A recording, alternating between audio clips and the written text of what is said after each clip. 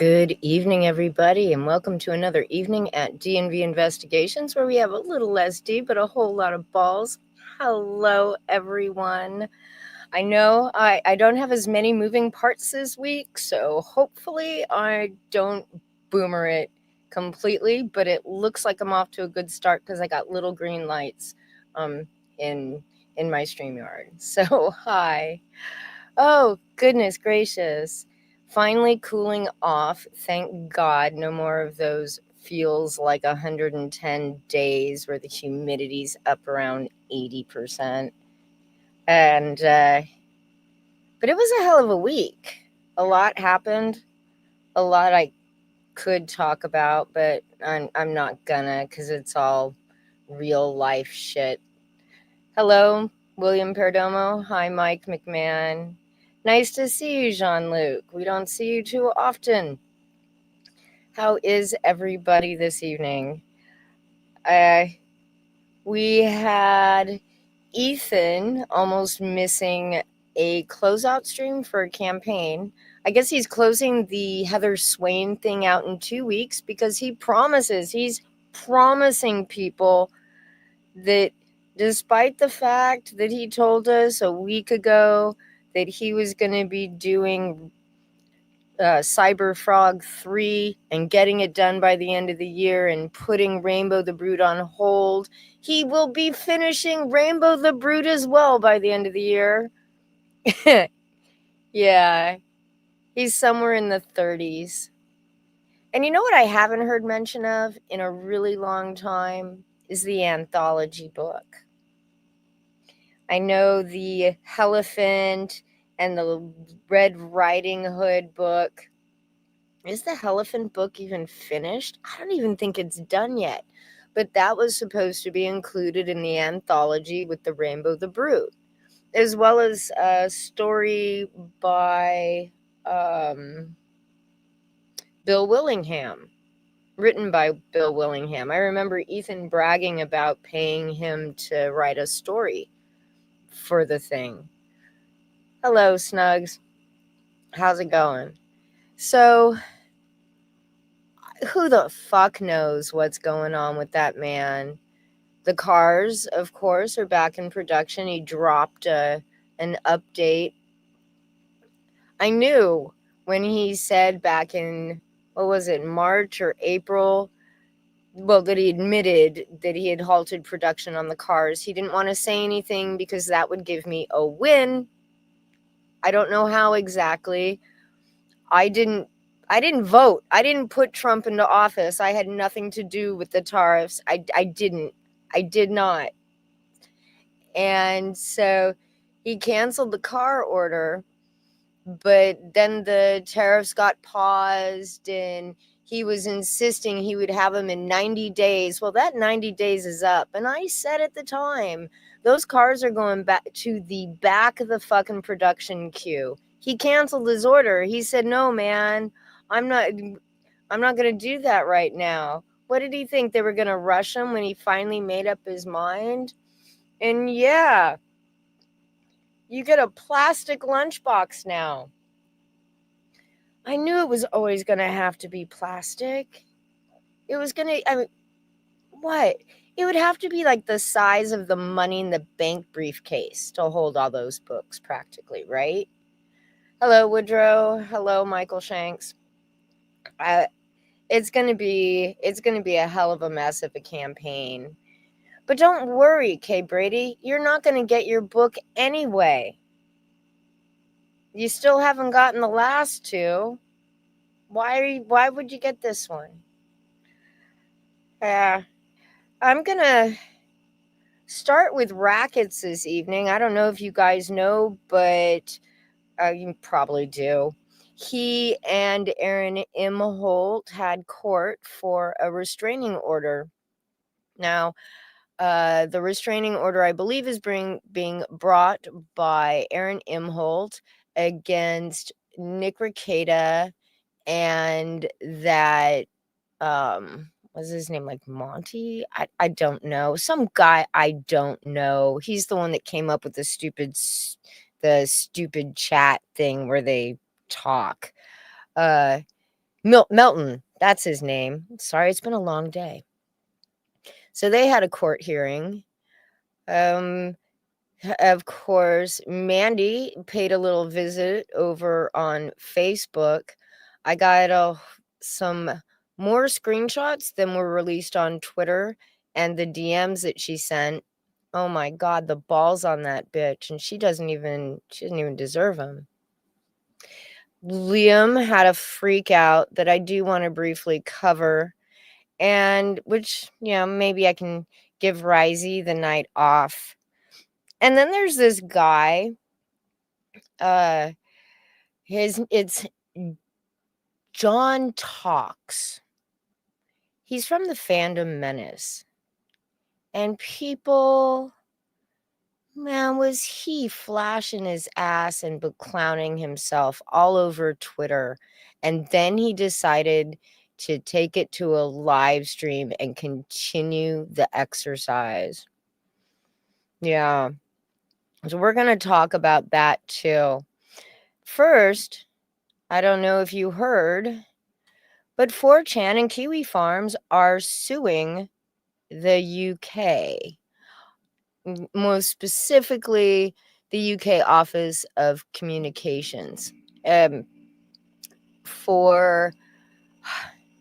Okay, so they have the new privacy thing, right? They sent notices to 4chan and Kiwi Farms that they were going to have to comply. This is the way they were going to have to comply.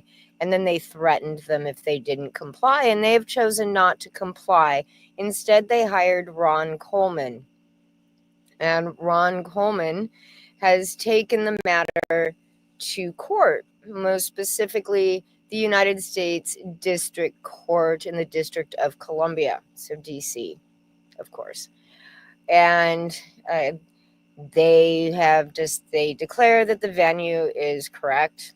I'm going to take Ron Coleman's word for it because I'm not an attorney. And now I just have to find the page of the... yeah. Oh gosh, I just totally lost track of myself. I am boomering, and it's only just because my brain's not working anymore. So what they're suing for, well, this is what they say happened. On information and belief, Ofcom targeted plaintiffs not as part of neutral enforcement activity, but for overtly political reasons aimed at undermining the First Amendment in the United States, intimidating Americans in the free exercise of their constitutional rights, and crippling the American internet sector. Ofcom also targeted plaintiffs to intimidate American companies into obeying the UK's illegal and unconstitutional scheme, paying Ofcom the service fee and funding Ofcom's commercial activities, despite Ofcom having no legal power to impose the service fee on American companies. Yes, they wanted them to pay as well. All four of Ofcom's first four enforcement actions against social media companies, all of which were American, including those against the plaintiffs, sought to make public examples of some of the most well-known but small and, financially speaking, defenseless platforms in the United States. Let's see. American companies that might otherwise resist the UK's regulatory overreach with a collateral benefit that such enforcement actions would suppress dissenting or controversial speech that challenges prevailing political orthodoxy within the United States, even or perhaps especially when that speech originates in the United States. By virtue of the foregoing, Ofcom has issued plaintiffs with threats that they may be arrested and jailed by UK law enforcement for non-compliance, that Ofcom may impose ruinous fines and civil penalties on plaintiffs of up to 10% of their worldwide revenue, or £18 million, approximately $24 million, for non-compliance, in addition to the specific threats directed to 4chan in the 4chan provisional decision notice. Ofcom has not withdrawn the threats it made to plaintiffs, and so they're suing. Basically, what they're suing for is just judicial relief. They want the government to come in and just say, yeah, you can't fucking do that in the United States because we have this thing called the First Amendment. We know you haven't heard about it over there. And when you're in a country where rebelling against your government means putting up your own country's flag, you're fucked. Like, it's basically it's turning into an insurrection at this point. And if it isn't, it should, because my God, why don't they use the Candace Owens defense that they can't do this in the United States? Well, they kind of are, but just not as dumb as Candace Owens. Like, Candace Owens is a dipshit. Candace Owens is mad that Trump is letting her get sued because, it's all his fault. Hey, N2 Paints, how's it going? So, yeah, we'll see what happens. I'll keep an eye on it. I'll let you all know, of course, what happens with the 4chan Kiwi Farms lawsuit against Great Britain. It's kind of exciting, in on the ground floor. Most of us had hung out there. I have my own thread. Yeah, it's horrible. I'm so embarrassed that it's even my thread because it's so bad. So now, since we'll keep it in the legal theme, but yes, Michael Shanks, the UK is fucked, completely and totally fucked. Yeah. So, blah. We're going to go ahead and go right into Rackets' hearing. I only saw a video for like an hour of it. I only cut out a few minutes of it, but pretty much the most amusing portion, I think. But from what I saw and what I read and a little bit that I heard from Meme Copium that I agree with from the clip that I saw was Rackets' attorney isn't very well organized. And I know Rackets has said the guy's a complete and total buffoon, but dude, you're the one that's hired him. Get another attorney. I'll tell you as we watch the video. So here we go. All the parties are present. The attorneys are present. Mr. Imholte, you're still under oath. Mr. White, your opportunity for cross-examination. Please begin. Thank you, Your Honor. When did you first meet Mr. Rekieta? October of 2023. And what was the context of your meeting, Mr. Rekieta? It was a comedy show that I had put on, a stand-up comedy concert show. You talked about the relationship deteriorating. When did the relationship deteriorate? April of 2024. Who's April? April is my ex-wife. What is Mr. Rekieta's relationship with April? We were all friends, and I would say it was a complicated relationship. It was a complicated relationship, people. When I heard the Nick's attorney ask that question, I started laughing hysterically. And what was the nature of this relationship? Oh yeah, we were all fucking each other.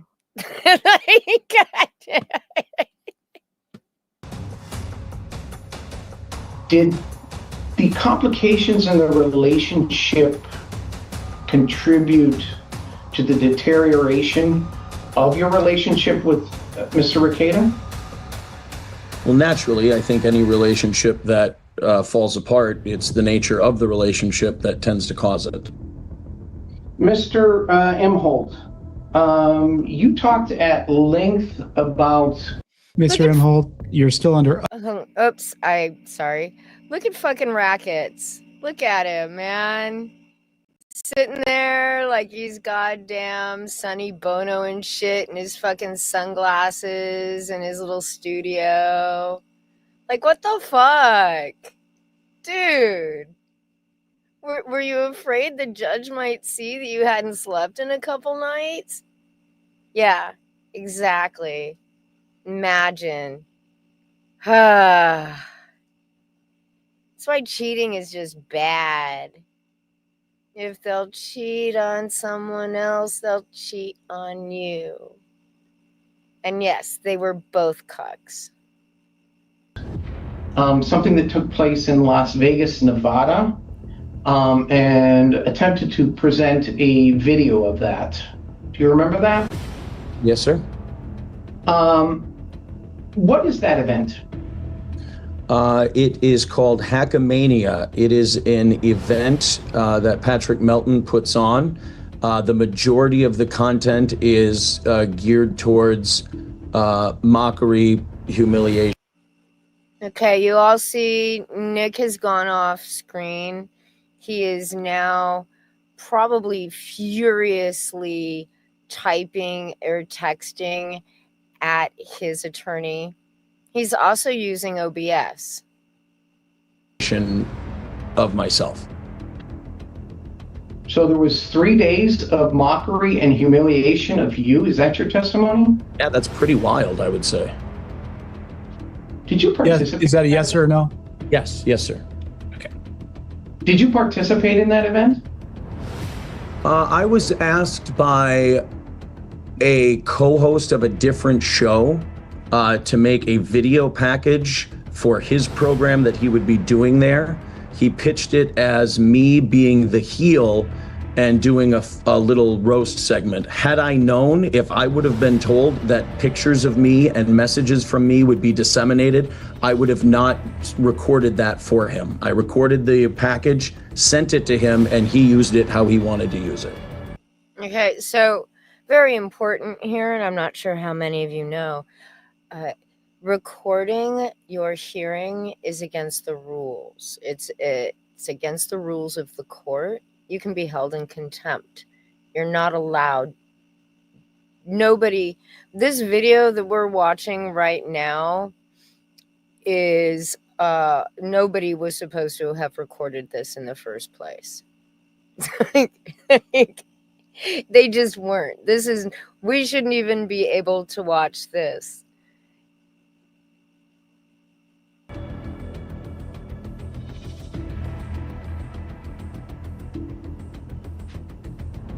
Did you ever post a picture of yourself without your shirt on? With my own permission, I believe possibly at the gym or something like that. I can't be sure. I can't think of a specific instance where I've done it. Let's take a look.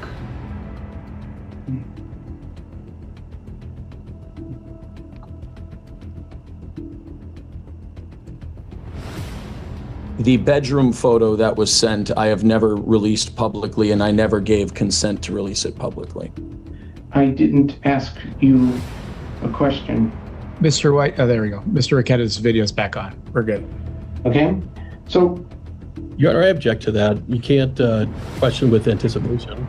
Yeah, you're it's also not effective. You're attempting to impeach him by the fact that there's no video evidence, yet you acknowledge that there's video evidence, and the goal is that I don't allow it in because it's not complete, even though you're talking about a small portion of it.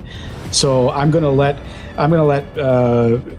Mr. Johnson try and prove up that foundation for that, so we don't lose track here, and then we can talk about what isn't complete, and you can cross-examine him if you want. Go ahead, Mr. Johnson. Real quick, this was something that was brought up during Dean's case when we were gathering all of the evidence stuff and objecting to evidence, is if you don't have the entire stream, even if it's taken down, if you can't prove that you got it from a certain place, you can't just use a clip. Like one of the clips Poulter tried to use was 90 seconds long and had like a dozen different edits in it. So they want to see the entire thing in context. Johnson, do you have any objection to your client and Mr. Johnson's your clients and Mr. Johnson not discussing the facts related to this case? Just a moment, Your Honor. Thank you.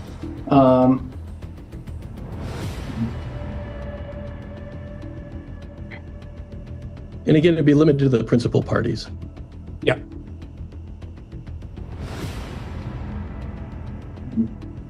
I'm not exactly sure how broad this would be. What exactly is Mr. Johnson asking for as far as the breadth of this is concerned?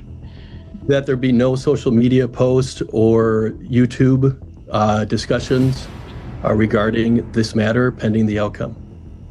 Yeah, but how far is regarding this matter is the question I'm asking. Are we talking about what testimony has been offered? What evidence has been admitted? What are we talking about here? I need to know. Excuse me, it's an all-inclusive request for everything that's been discussed today, all the evidence that has been provided, submitted, everything as a whole, that it not be discussed by the parties in any format whatsoever. I think my client has been kicked off. Yep, he is using a thing that we have determined is recording. So if he would like to be put back in, he needs to stop that. All right. So that's my clerk talking about someone's client recording. I am going to put an order together. He got kicked out of his own hearing for using OBS. Oh my God, it's so delicious. Only fucking Rackets, man. They let him right back in. But yeah, that fucking, you don't need to run your camera through OBS to use Zoom.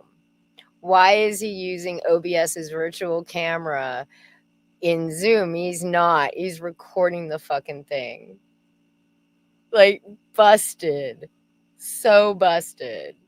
And Rackets' lawyer, I shit you not, submitted into evidence. There was a live stream that they were talking about, and Nick's attorney claimed that he had the whole thing, and what his evidence was just, I am not shitting.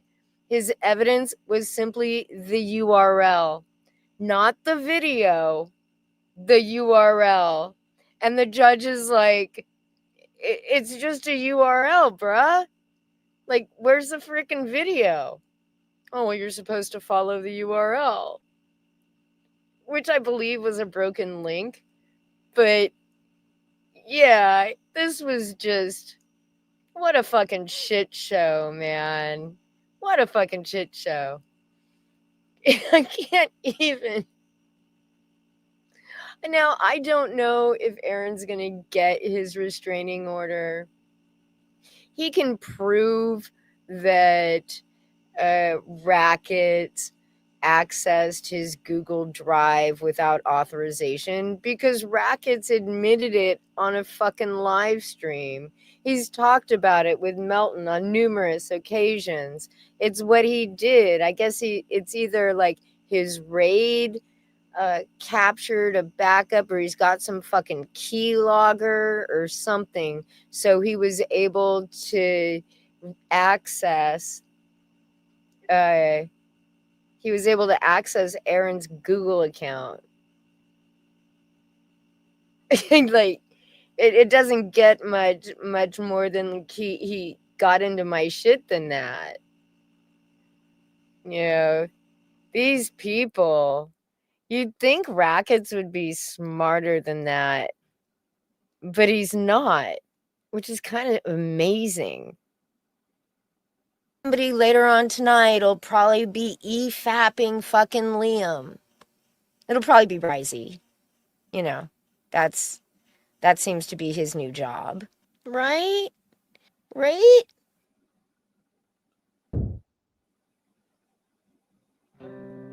We're all psyched up when I'm going to wake up. I'm going to get these Wonder Island books done, and I'm going to just get started. I had a short nap on the couch, woke up to that, And I'm done. I'm done, guys. I'm gonna get the books finished into print, and they'll sit in my garage on shelves until they reinstate shipping to the United States, or my company's over. I can't even send my auction stuff. I think I'll have to refund the last guy that got his auction. But So I'm going to give you a little bit of background now that we've seen Liam. Some new duties are being imposed by the United States when it comes to shipping. It seems that items under $800 were not being charged a duty tax, and they are going to now be charged a duty tax. Unfortunately for Australia and Japan and some other countries around the world, their systems are not set up to, measure, weigh all this stuff that's to figure out what the duties are on all this new shit that they're going to have to duty. So they're closing down shipping for 2 weeks. Liam misread the email because he I don't know, he looked at it. This is me being generous. He looked at it, just panicked at the first few words, and then didn't absorb it properly. That's me being generous. Me being me says Liam just wanted to do this performative, my life is over stream. I've only got one plan now, and that plan is fucking to just...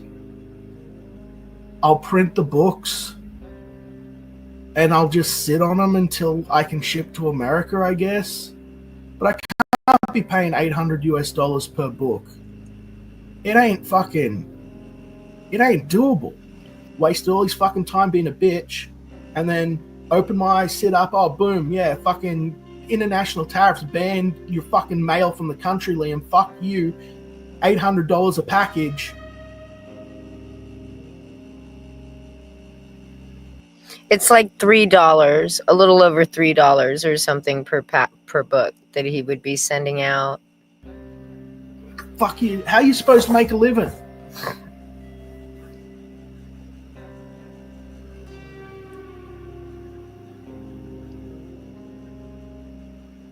I am a dual citizen.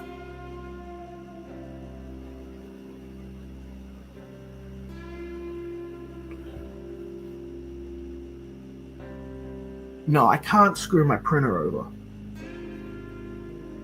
Maybe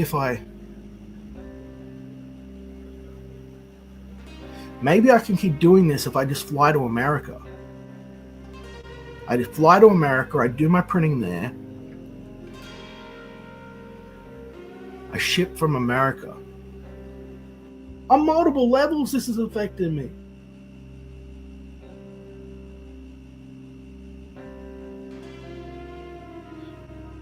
So Australia Post loses all of the international thing. They're going to have to get their money somewhere else. So they're going to ratchet up all of the money it costs to move everything else as well within the country. They already ratcheted up once, like 6 months ago. So Liam apparently already lost his printing deal. I guess he's no longer best friends with the postmaster. Everything was good. All these motherfuckers, and then... Oh no, it wasn't just the plane trip. It wasn't just a plane trip. Liam was talking about hopping on a plane and hand delivering the books to people. At one point, it was that insane. It's like, you know what? I'm over it, man. So, I don't know. I thought about that. I thought, hey, what if I go to the US and print them and ship them from there? But it's like, that defeats the whole point of what my company was about, right? Is that what I'm going to have to do? Then I screw my printer out. My printers want, work. I'm like, hey, I've got this and this and this coming. What do? Throw them all under the bus? They've been good printers to me. They've been good to me since I first started, since my first independent printed book. What was his first independent printed book? Was there one before Xenotype? I've never actually seen evidence of one.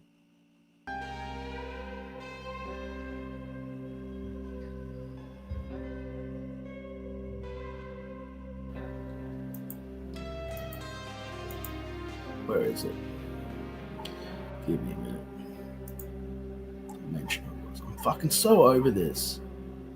Gloomwraith, the Gloominati, shout out to the Gloominati, said, it's genuinely amazing that people previously speculated if you even knew how to draw, to busting out weekly masterpieces. He called my work a masterpiece, It's like, and I said, you just got to remember who you're listening to. But I guess this is more shit validating them. Look, Liam's going to steal everyone's money. Or you can get a refund if you ask. The reason I included that last bit was Ethan was on Finatra's stream today, totally admitting to knowing that Liam traces all of the shit he's drawing on CG Kings. Yeah. But Liam should just use Critical Blast to print and ship, says Matthew Fowler. I don't see that happening. I don't see RJ helping out Liam. RJ's working with George at Critical Blast. I don't see them helping Liam at all. That actually pulls into our next, into one of our later themes, because, George worked for Dave Sim, and that was proof to Liam that George is a pedophile, which is just the most ridiculous thing on the fucking planet, right? That was during his Everybody in Comicsgate is a pedophile, phase. But this was just some of the most performative fucking shit. By the end of the stream, Michael Bancroft is in there telling Liam how he's being, that's not what is happening, and correcting him. And then Liam does a stream the next day or the day after talking about issuing refunds to everybody. For, why? You already know the printing thing isn't happening the way you said it was. This is kind of stupid, bruh. It's really all I have to say about Liam. I'm not going to get into any of the rest of this stupid fucking drama. Not his back and forth between Dark Gift or Sin. And Grift mostly ignores Liam on his own channel. But, man, that's all it is now. Sin thinks that Liam's some ripe lol cow when he's already been milked dry. This is nothing, dude. We all know about Liam's history. We don't need to go through it some more. We all know what lies Liam is told. We don't need to hear them again. If you want to know what they are, just go through everybody's fucking channel if you're interested. But it's not enough to make a stream interesting. This performative crying action, it's good.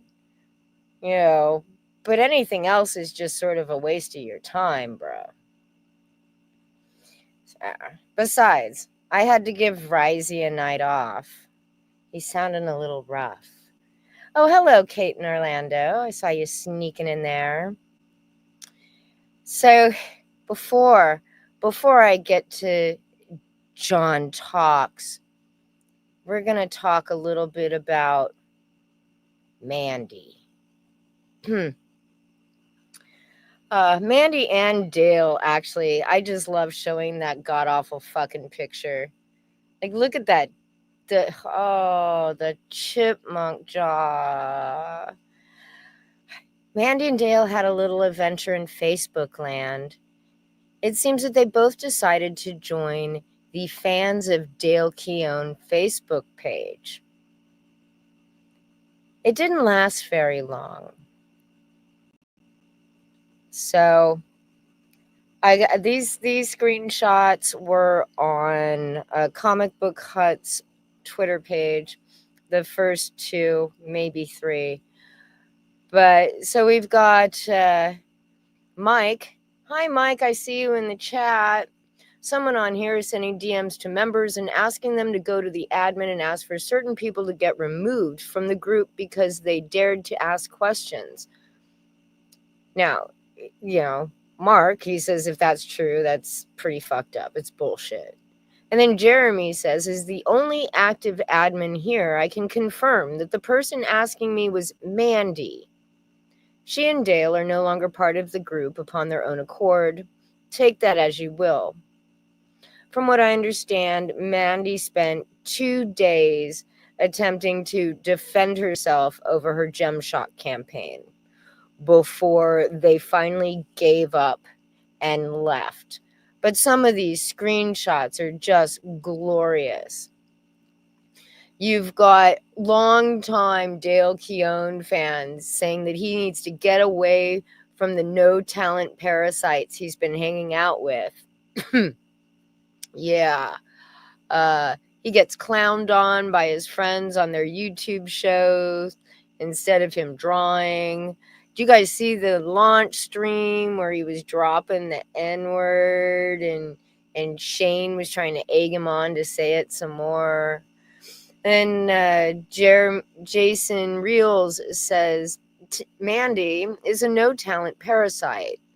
Dale has his problems for sure, but he needs to get away from them degenerates. Mandy pops on in and says, LOL, I'm not on Facebook often, Jeremy. We just received word of all this recently. Now, Mandy, you may not have known about the Fans of Dale Keown Facebook page, but Dale has known about it for quite some time. You see, when Dale lost his storage unit that had all of his digital files stored in it, those pieces, everything in that unit, was listed for sale in the Fans of Dale Keown Facebook group. And he's known about it for quite some time. So I really did enjoy the irony of them joining the group. Okay, so they join a Facebook group to promote this trade paperback of Pitt that they have to scan, that they can't tell you how they're touching it up, but they have to scan the books because some dude already sold the digital files that they need for the fucking Pitt book in this exact same Facebook group. It's so good, man. It's just so good. At one point, she posted up this commission done by Dale, and someone here replies, awesome, curious, how did you arrange the commission? And Mandy says, Dale's my best friend and we work together. I just asked when he had some downtime. Like, rub it in their fucking faces, man. Nobody else can get a hold of Dale for a commission, but you guys are just best buds. And look what the special he does for you. And then I'm going to go ahead and look at it this way because I am having trouble reading that. So Jeff Bowen says, sitting this one out for multiple reasons. Still have not received my Gemshock book. I have little faith that they will complete the series. No real update on how much work has been done to this point. The cost is way too high. I have these books reprinted already. Not a fan of the people that are doing it due to their online presence. Now, if they can eliminate some of those reasons, I'd be interested once it's printed, but I'm currently making a personal choice not to help fund it. Luke O'Brien says, Jeff, I agree. The cost is too high. However, it looks like a pretty successful campaign so far. Part of the reason I think Dale is with these people, they have a customer base already and people organized to get the work done. Not something Dale would manage on his own. the Gemshock books are done apparently. I thought you would have that by now. Yes, it's been what, over a month? Mandy says to Jeff, "Hey Jeff, I'm not seeing you on the backer list for Gemshock by name. If you want to send me your backer ID, I'll take a look." And then of course she finds it after digging some more, and the guy, I guess, still wants his fucking Gemshock book. Whatever. That is what it is. And does anybody else find it odd that the only pictures of Gemshock on X are the proof copies that she sold? And Mandy says, well, not everybody posts stuff up on Twitter. I would expect to see more than 2 or 3 posts about it if everybody's getting their book, right? Then we have Karen Bacon, who says, "Let me guess, Mandy Summers was asking members in this group to pressure the admin to kick certain people for asking questions about her and the weird relationship she has with Dale Keown." Mike, someone on here is that was just a repeat of all of this. But, man, now we get to see this. This is one of Mandy's DMs. "I would appreciate if you could speak with an admin and have the situation taken care of.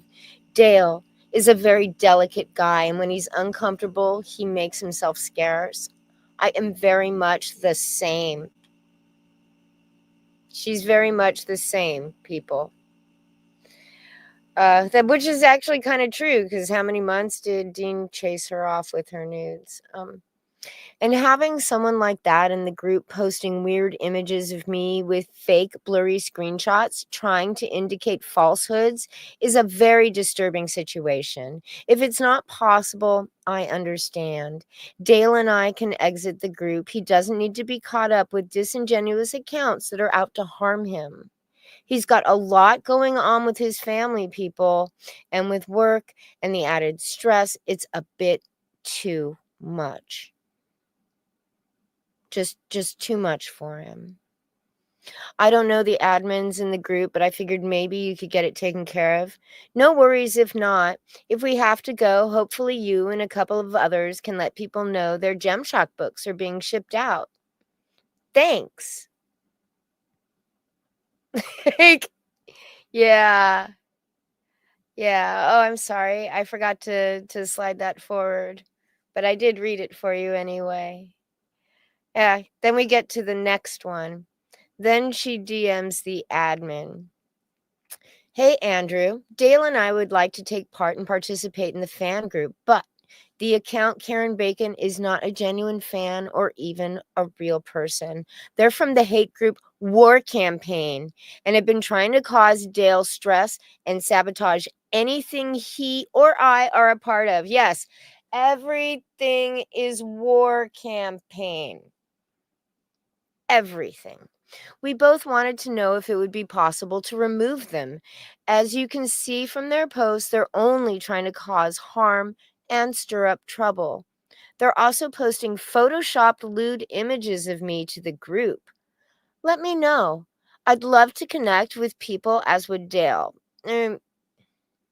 What photographed nude images? What? Did they redact images of you riding a dildo? Like, what are the photoshopped nude images? Yeah, unfortunately, I've seen the picture of Mandy riding the dildo, and I wish I had seen a redacted version. It's just fucking War Campaign, people. 2 days. They lasted in this Facebook group for 2 fucking days. And this week, I screenshotted this at 8 o'clock, so this is as of 7 p.m. Eastern. Pitt has made $78,000 with 580 backers. That's it. I am surprised. This me being surprised is the me that expected them to actually put some fucking effort into it, I guess. Do what they really do to push campaigns. Instead, we got a drunken launch stream with Shane Davis lying about things that he claims to have done with his penis. Yeah. They could have made 6 figures with a full omnibus on Kickstarter in a campaign under Dale's name. Like, you know, it looks like some of the objection is actually the fact that it's Mandy on the fucking campaign. She's the one running it, that it's not Dale. I mean, we know Dale can't, but Dale could at least hire somebody who could. You know? You could always find somebody to do it. But we're going to move on from Mandy and Dale, and we're going to talk about John Talks. John Talks is a dude on the internet. He's got a channel called John Talks Politics with, oh gosh, a shit ton of fucking subs. It's a political channel, and it looks like the same kind of shit that Doug TenNapel was pumping out. Just some weird clickbaity right-wing stuff. I don't know, because I didn't watch any of this. Is just based on thumbnails. I'm not watching some... I watched this fucking video, this live stream that he did about comics. And let me tell you, I was not interested in his opinion on politics. He also has another channel. It's something like John Talks Life, which appears to be a self-help channel that he started not too long ago, but maybe is abandoning. I don't know. I wouldn't take his advice on anything either. He's associated with Nina Infinity. He's old fandom menace. I don't know any of those people, and I don't care to, because the only examples I've seen from their group are complete and total dipshits like this John Talks dude. The Twitter thread came to my attention when I was watching Aldous his show earlier in the week. And then the more I dove into it, the crazier it got. But fortunately for all of us, Elazamat did a video about everything dude was saying on Twitter. Now, I'm not playing Elazamat's video. You're welcome. But John decided to EFAP Elazamat's video. We're not watching all of an EFAP either. I've cut maybe 10 minutes out of the whole fucking stream, and most of it's this guy talking, and so I spared you that. But I did leave some actual points that Elazamat made that were good. Yes, Elazamat made some good points. Hence, why I am offering him the respect of actually using his name instead of calling him Elazrat in honor of Amit. So let's go ahead and get on to... Oh, and he apparently has some sort of beef with Eric July. Yeah, so... I just call them out. I'm like, you built your whole brand. You built your whole thing. Oops. The Rippaverse. We missed the beginning. I'm sorry. I still boomer it. What is up, everyone? John here. Hope you guys are doing well. Welcome to Funcast. I had the idea of, just starting from the ground up. Like, let's just see what we can do building a comic book company from the ground up. And not only a comic book company built from the ground up, but a comic book company built on conflict marketing. As many of you know, I got into a spat on X with Eric July for a number of different reasons, but one of them being was because he tried to play off like he did not use conflict marketing when it came to building the Rippaverse. And that just kind of like set me off, because here he was doing a video about conflict marketing. He was doing his business advice video, and he was saying, you know, conflict marketing can be bad. You might not want to do that. And basically, I just shout out next and I just called him out. I'm like, you built your whole brand. You built your whole thing, the Rippaverse, on conflict marketing. And in fact, now that he's trying to clean it up, his business isn't doing quite as well. Just an FYI, this was one of the most boring fucking streams. He talks so, like, I thought I talked slow and left long pauses. Bruh, this dude. Yeah, he could take me to school on that. And as I watched the video after I finished it, just to double check it and make sure I didn't make any major fuck ups, I realized my choice of music and the way I edited it made it seem a little bit more exciting than it is. Don't say I didn't warn you if you go, oh, he looks like he might be fun to watch. Yeah, I did. I warned you. Now, what I'm gonna point out, aside from the actual misuse of the term conflict marketing, which just seems to be something everybody has made up to mean marketing off of conflict, which it's not. But anyway, Eric July, that video, we discussed it briefly, I think last week. That video by Eric July was like 3 years old.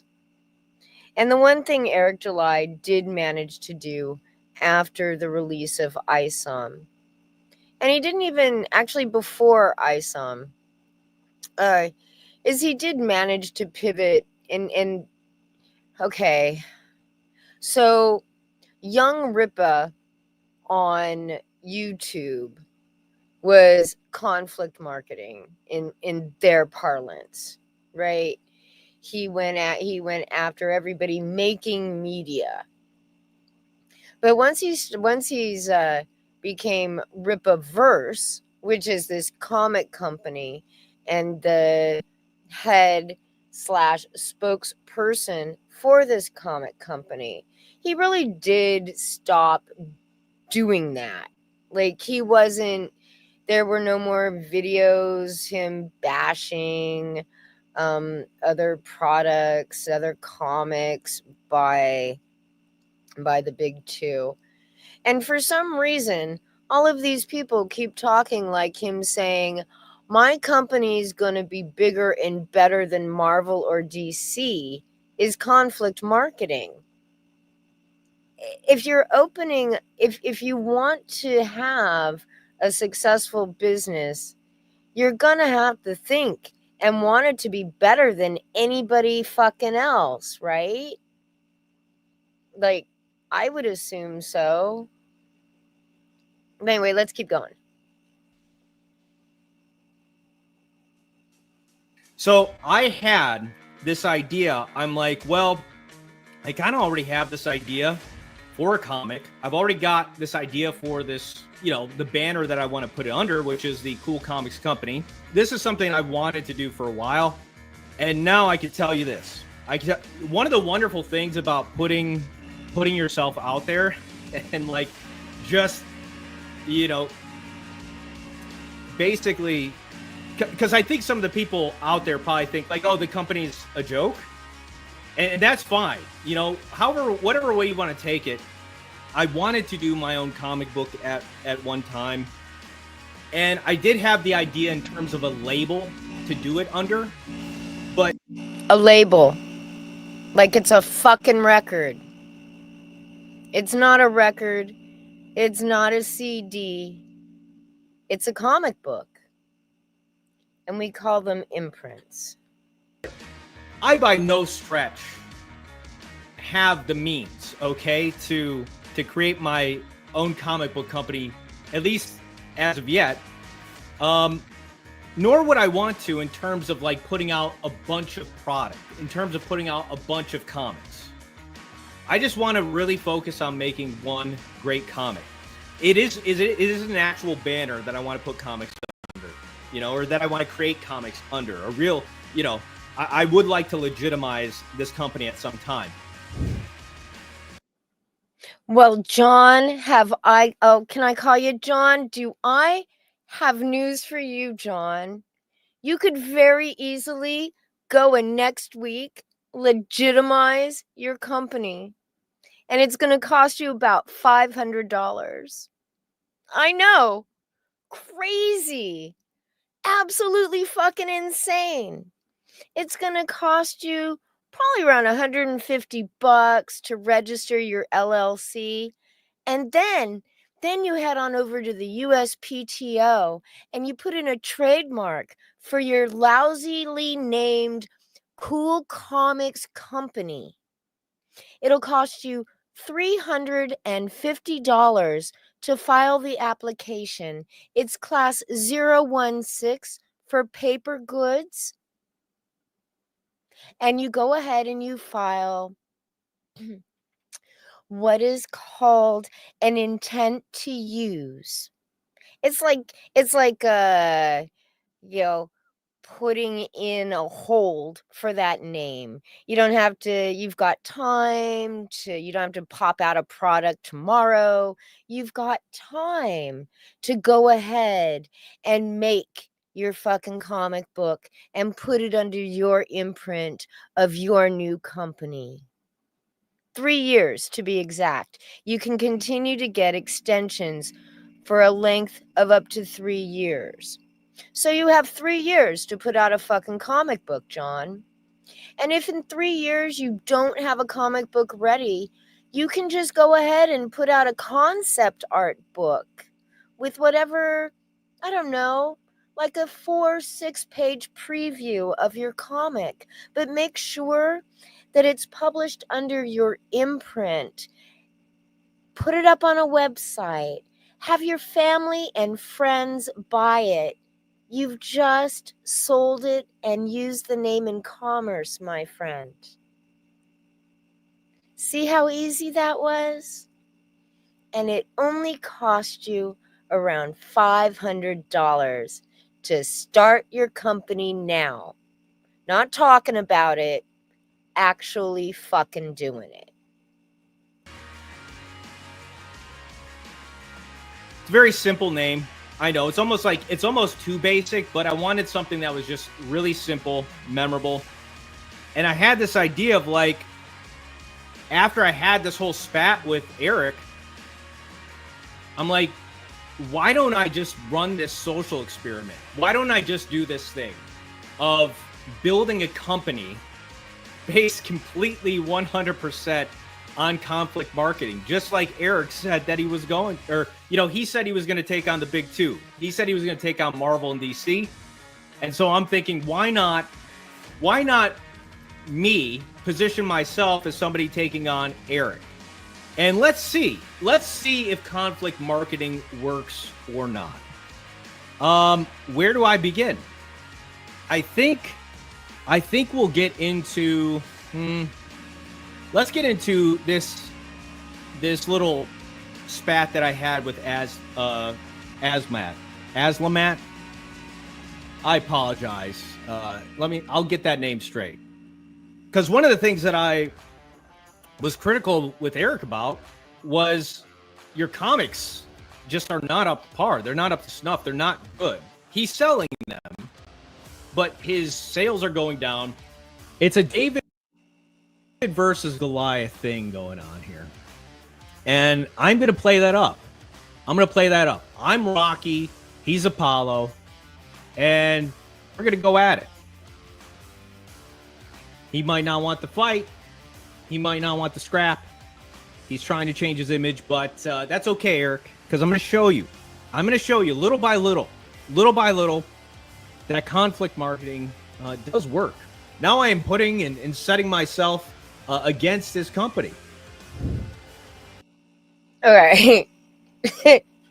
Conflict marketing does not work. Coke and Pepsi taught us that. Many of you may not remember the Cola Wars. I do. Coke versus Pepsi.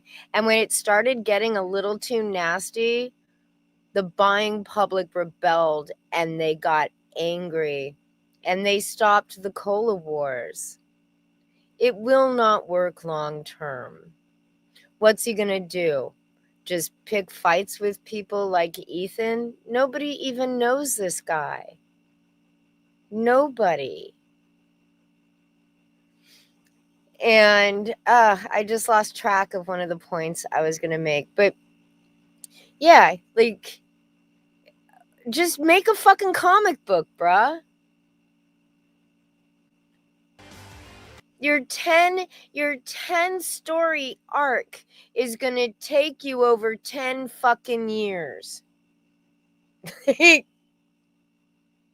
You're not gonna have, well, you do not have the $200K that Eric July invested in himself in order to start his company. So if you want to be Eric July, that would be a helpful tidbit. Now, that isn't necessary. You could always do a few Indiegogos, pray to God you make actual profit that you can tuck away and build your company with. I don't think you're going to be the next Brian Pulido.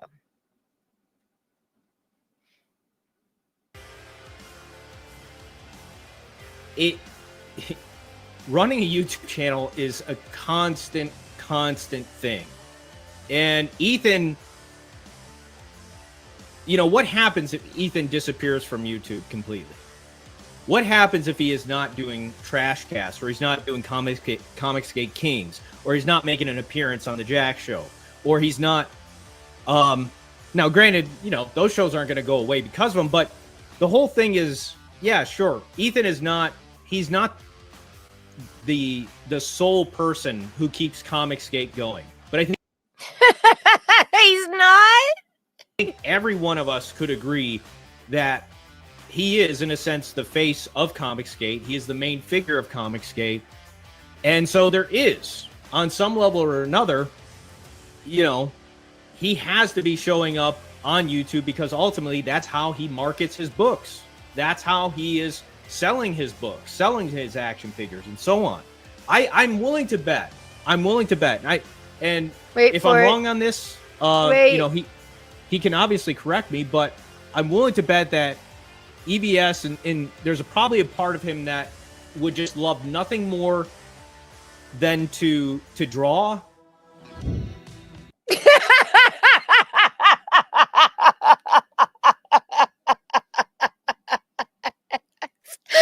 I'm sorry. Nothing more Ethan would like to do than sit at home in his fucking basement and draw. He's sad. How many years to do that? How many fucking years? And he doesn't do it. He goes to the casino. He goes to ball games. He streams for fucking 4 or 5 hours a day. Today he was on Finstream.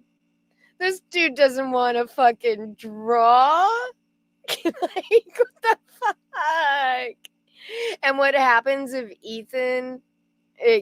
Now, this argument is so bad that Ethan has to do YouTube because that's how he markets his books.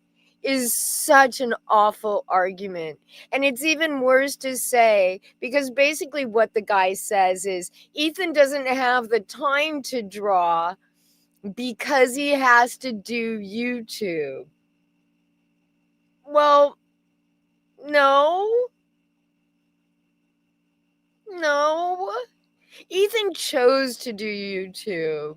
Ethan makes the choice to stream the way he does, as often as he does, to a dwindling fucking audience, to dwindling fucking super chats, and dwindling ad revenue. to promote his shit books that never fucking come out. But if Ethan were to disappear off of YouTube, there would be no Shane Davis. There would be no John Malin. There would be no Jack Show. There would be no fucking Mandy fucking Summers. There would be none of that. It wouldn't exist. But like I said, Ethan chose to use YouTube as his marketing tool. There are plenty of successful creators that don't do YouTube. I know everybody hates when I use the Tim and Mark example, but it's fucking true. They're rarely on YouTube. Doug Ernst was on LRJ's earlier in the week, but how often does Doug Ernst show up on somebody else's YouTube channel? I think he streams on his own once a week, and he doesn't talk about drama or Comicsgate. He talks about his own fucking books. And those are selling. Those sell like crazy. And he doesn't have to do any fucking crowdfunding. He stopped crowdfunding after the first campaign. So yeah, you don't have to do the YouTube, John.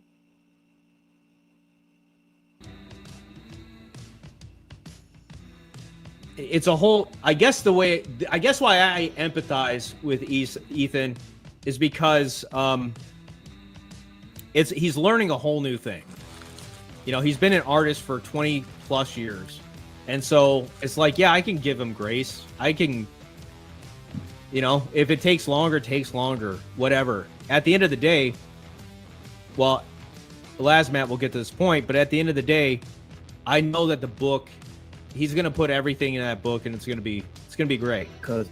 Hey, so real quick too, you're extending him grace on the one portion of this entire enterprise that he knows how to do, the drawing. Like, if you're a fan of Ethan and think that Ethan can draw, it is the one thing that he is accomplished at. It is the one thing he is known for. It is the one thing that has put money on the table forever, is his art. And it's the one thing he's not fucking producing. So why should I extend grace? Why would any of it? Why should Mr. Brady be extending Ethan grace when he hasn't received his last two campaigns? When other backers aren't receiving the books they paid for, that Ethan can't even be asked to fucking draw. And no, Ethan does not want to be drawing. And this, actually, now we get to the point where Lazmat makes his first good point. Ethan had multiple projects and multiple roles for each book, that it somehow excuses him for being late with his books. The good art takes time argument doesn't work when you're late with action figures, die-cast cars, and books you don't even draw. But for sake of brevity, we're sticking with the Cyberfrog and Rainbow. But he is writing those books. You know, he's writing Elephant. He's writing these other projects. He's writing Fearsome. And that's not easy too. The idea that an indie comic book creator can't put a book out in a timely manner if he does all the work of the book and for the book is historically preposterous. Indie comic book history is full of writers and artists who put out consistent material. One example is Jeff Smith's Bone. From 1991 to 2004, Smith produced 55 issues of Bone, a 13-year span. That's about 4 issues a year, 24 pages each, about 101 pages a year of content for 13 years. 1,344 pages in the 13 years Bone was published.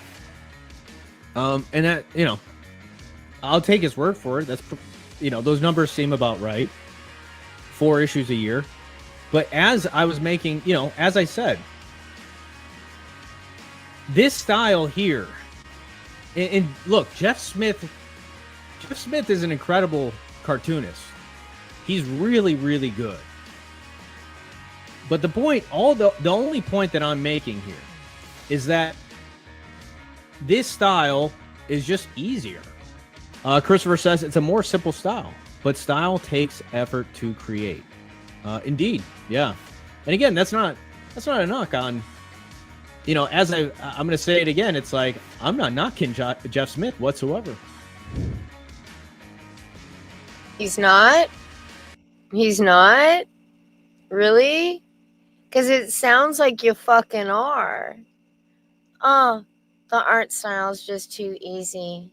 It's just too easy.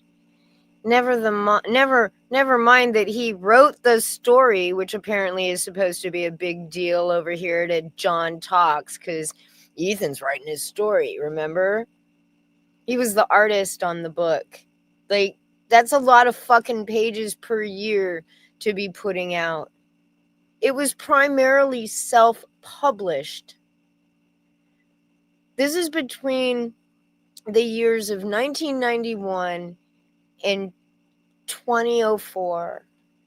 Self-published. What, does he think that requires zero effort to get out a book on a regular basis that you're self-publishing? Get the fuck out of here. Dave Sim, the creator. Yeah, oh, yeah. We head into the Dave Sim portion of this evening. This section right here, as I was watching what he had to say about Dave Sim, was when I realized that there's absolutely nothing from here on out I actually want to hear, listen to, or absorb in any way from John Talks. Writer and artist and publisher of Cerebus, did the entirety of the art along with everything else from 1977 to 1984, totaling 64 issues before Gerhard took over the background art until the run ended in 2004. Okay, now the thing that this guy right here isn't even going to think about, and I'm going to go ahead and I'm going to tell you what these fucking numbers are before Elazamat and before he gets into this. This is 300 issues over 27 years that started in 1977. That averages out to 200 pages a year while he's running his own publishing company, when he's selling his books, when he's running to cons, this whole time. And then let's not even talk about how he still managed to sell his books and get them out there in front of people after he was canceled, unlike Ethan. Right? This man was a fucking workhorse who helped more indie comic creators than almost anybody else I can think of. He wrote the Bible for self-publishing indie comics. He has his own channel, Will, actually. Dave Sim has a YouTube channel. You can go check it out. Somebody reminded me today that he always found it funny that Dave Sim had managed to convince Ethan that he lived some dark troglodyte existence up in Canada, and that's why Dave wouldn't come on his live streams, when point in fact is Dave had already had his own YouTube. It's pretty good.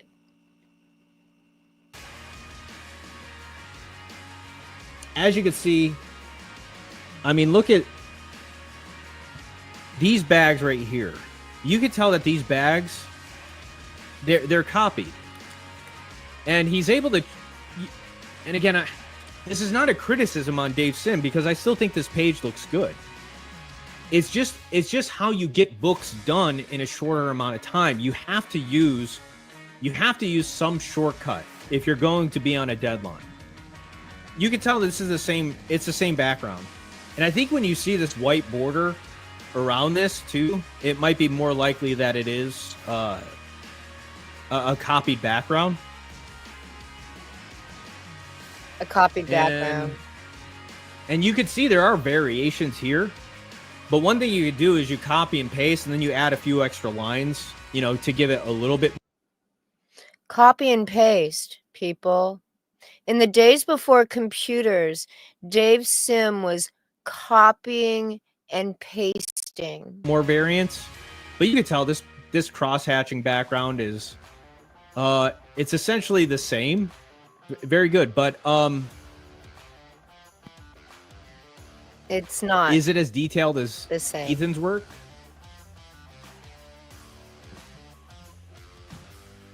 Like here you got, you know, and this is a good page. Like I'm not knocking the page whatsoever. But I don't know if it's necessarily hitting the level of detail. You know, I would say like this to me, when I saw this, I'm like, man, just at the outset, you're like, man, this looks like it took a ton of work. But then you realize like, oh, okay, well, you copy this. You just copy this over and over again. So you save some time on that. And this might have been when Dave Sim had the other gentleman doing backgrounds for him. That's very possible as well. I don't know. But anyhow, and you can see here the bags on this side of the page. More than likely, again, those are photocopied in. And why not? Like, why redraw that stuff all over again? Photocopied in. It was photocopied in, people. John. Every single line on that page was meticulously placed there. Not through copying, pasting, not through Photoshop, but with a quill. Like, what the fuck, dude? All you've managed to do is show me that you have absolutely no idea about art and how it works. Look at this. Is every single one of those bags, John, was hand drawn. Every single one. Just like this. Every single one of those skulls at the top of that temple was hand drawn by Michael Bancroft. Why would you do that? Oh, I don't know. Because you take pride in your fucking work? Because you want to be able to say you can? Because when you tell people it's awe-inspiring that you put that much effort into something? Dave Sim did a page, insisted and said that you should do a page a fucking day. With Ethan, we're lucky to get a page every 2 weeks. Yes, he did. He's far more vicious than any of you ever gave him credit for. I'm serious. And if not him, oh, his wife. She'll take you down in a fucking heartbeat. I know that one from personal experience. She'll definitely try. Dave Sim didn't draw it. Gerhardt didn't ink any of that. Is the dumbest fucking take anywhere. And if you go look, you can go, like, just go to if you never read Cerebus. I was introduced to the books in high school. My junior year in high school, I had a friend who had ADHD and they pumped him full of Ritalin. And the only thing he could do once they made him take all of his Ritalin was sit and draw Cerebus. So I had read everything up until that point in high school. I stopped after anyway. My friend hanged himself in his dorm room. The ADHD, he couldn't take it and taking the drugs and everything else. And so I sort of stopped. I dropped the book and lost interest. But bruh, learn something. It's not photo fucking copy, dude. He called it a fucking photocopy.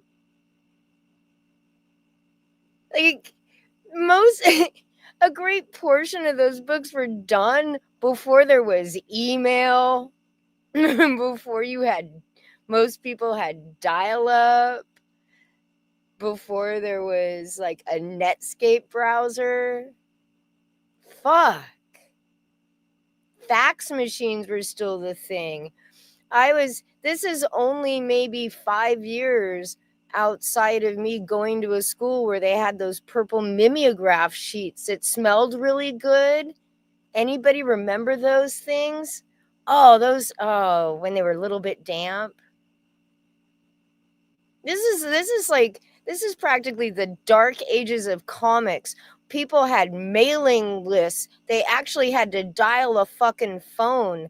They had to go to the post office and mail things. They were running their own publishing businesses. They were publishing other people's books. But they weren't really doing anything. And, he couldn't have really drawn that without help. And Dave Sim really needed Gerhardt to do the backgrounds for him. Well, motherfucker, I got a pleasant surprise for you and everybody else. I'm assuming most of you have seen, if you haven't, have you guys even read Cyberfrog or Wrecked Planet? I tortured myself and I read all of the books like 3 times just so I could talk about it on stream and not be wrong. But have you people in the chat actually read these fucking books? Yeah, Aldous says yeah. Well, John, let's talk backgrounds. Background by Ritter. Background by Ritter. Background by Ritter. Ritter. Ritter. Ritter. Ritter. Ritter. Backgrounds by Ritter.